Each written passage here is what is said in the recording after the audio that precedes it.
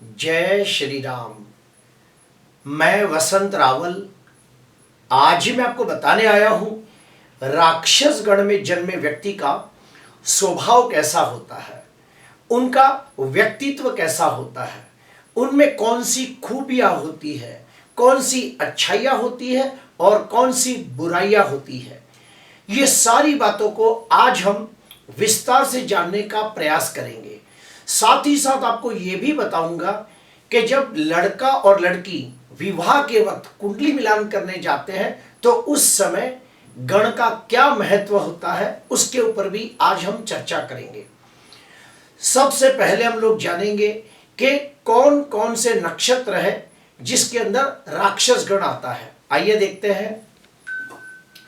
देखिए, जो भी व्यक्तियों का जन्म ये 9 नक्षत्र में हुआ हो तो समझ जाना उनका गण राक्षस होगा। और वो नक्षत्र के नाम क्या है तो सुनिए। कृतिका नक्षत्र, आश्लेषा नक्षत्र, मघा नक्षत्र, चित्रा नक्षत्र, विशाखा, ज्येष्ठा, मूल नक्षत्र, धनिष्ठा और शतभिषा नक्षत्र। ये जो 9 नक्षत्र है इसके अंदर कोई भी व्यक्ति का जन्म हुआ हो तो समझ जाना उसका गण राक्षस होगा। उसमें भी आपको मैं बता देता हूं 4 नक्षत्र ऐसे हैं कि जिसे बहुत ज्यादा अशुभ माना गया है। अगर ये 4 नक्षत्र के अंदर किसका जन्म हो जाता है तो उसके पैदा होते ही, व्यक्ति के पैदा होते ही उसका 1 साल में और 15 साल में पूजा करने को कहा जाता है। और वो 4 नक्षत्र कौन से हैं वो भी सुनिए। आश्लेषा नक्षत्र, मघा नक्षत्र, ज्येष्ठा नक्षत्र और मूल नक्षत्र। ये 4 नक्षत्र को बहुत ही अशुभ माना गया है। इसके अंदर कोई व्यक्ति का जन्म हो तो उसके जन्म के 1 वर्ष के अंदर और फिर 15 वर्ष के अंदर उसकी शांति पूजा करने को कहा जाता है, क्योंकि उसका गण राक्षस तो होता है लेकिन इसके अलावा भी बहुत सारी तकलीफें उसके जीवन में होती है। ये सबके मैंने स्पेशल वीडियो बनाए हैं, आप इसे सर्च करके देख सकते हो। अभी हम लोग दूसरे स्टेप में जाते हैं कि जब हम लड़का लड़की का कुंडली मिलान करते हैं तो उस समय गण का क्या महत्व है वो भी मैं आपको समझाना चाहूंगा। गण को देखकर हमें पता चलता है कि उस व्यक्ति का स्वभाव कैसा है, उसका व्यक्तित्व कैसा है, उनमें कौन सी अच्छाइयां बुराइयां है, वो सब गण के द्वारा पता चलती है।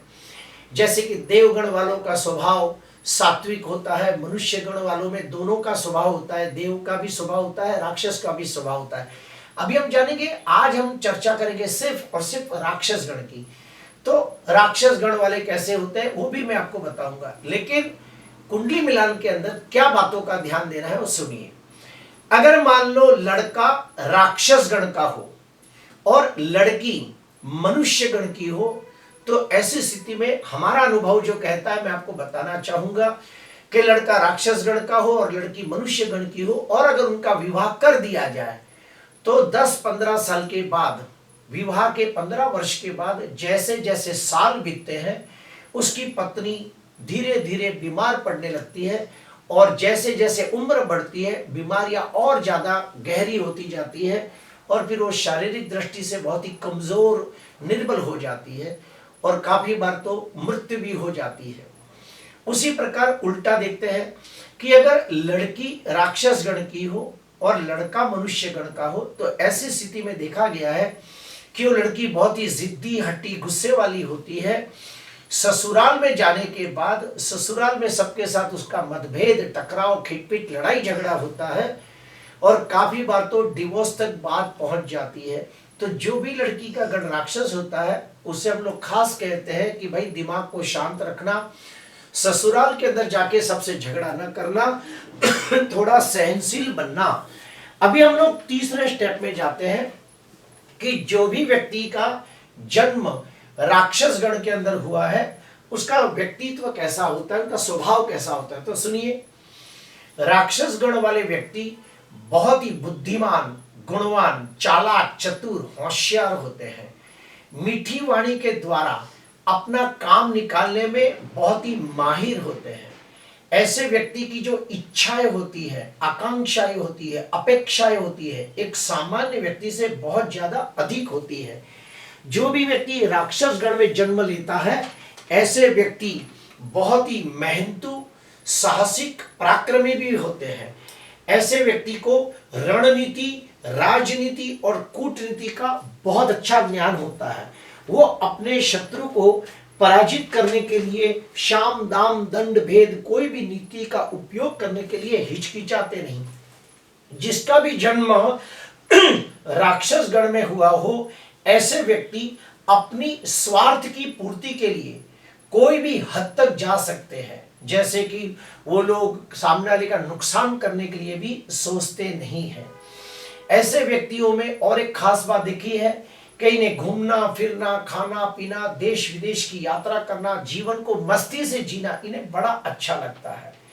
जो भी व्यक्ति का जन्म राक्षस गण में हुआ हो, उनमें और एक खास बात देखी है कि ऐसे व्यक्तियों को भूत प्रेत, पिशाच, जादू टोना, करनी बाधा, इन विषयों की कहानियां सुनना, ऐसे सब पिक्चर देखना, टीवी सीरियल देखना इन्हें बड़ा अच्छा लगता है। जो भी व्यक्ति का राक्षस गण हो, उन लोगों को एक सामान्य व्यक्ति से ज्यादा खाने में इंटरेस्ट होता है। वो लोग खाने पीने के मामले में बहुत ज्यादा, उसे कई लोग भुक्कड़ भी कहते हैं कि उन लोगों को बहुत कुछ चाहिए खाना खाने के लिए, उनका जल्दी पेट नहीं भरता। जो भी व्यक्ति राक्षस गण में जन्म लेता है, उनमें कुछ कमियां भी देखी गई है, वो मैं आपको बताना चाहूंगा। राक्षस गण वाले व्यक्ति जिद्दी, हठी और गुस्से वाले होते हैं। ऐसे व्यक्तियों में एक सामान्य व्यक्ति से ज्यादा काम, क्रोध, मद, मोह, माया देखा गया है। ऐसे व्यक्तियों में और एक खास बात देखी गई है कि इन्हें बुरी आदतें आसानी से लग सकती है, जैसे कि बीड़ी, सिगरेट, तंबाकू, गुटखा, दारू, ये सब बुरी आदतें उन्हें जल्दी लग जाती है। इनमें और एक खास बात देखी है कि इनमें दया थोड़ी कम होती है, इनमें बदले की भावना ज्यादा होती है। अगर ये किसी के साथ दुश्मनी कर ले तो ये बदला लेने के लिए कोई भी हद तक जा सकते हैं, ये जल्दी किसी को माफ नहीं कर पाते। प्रिय दर्शकों, आज मैंने आपको बताया कि राक्षस गण में जन्मे व्यक्ति का स्वभाव कैसा होता है, उनमें कौन सी अच्छाइयाँ और कौन सी बुराइयां होती है। अगर आपको वीडियो अच्छा लगा हो तो जरूर लाइक करना, सब्सक्राइब करना। नमस्कार।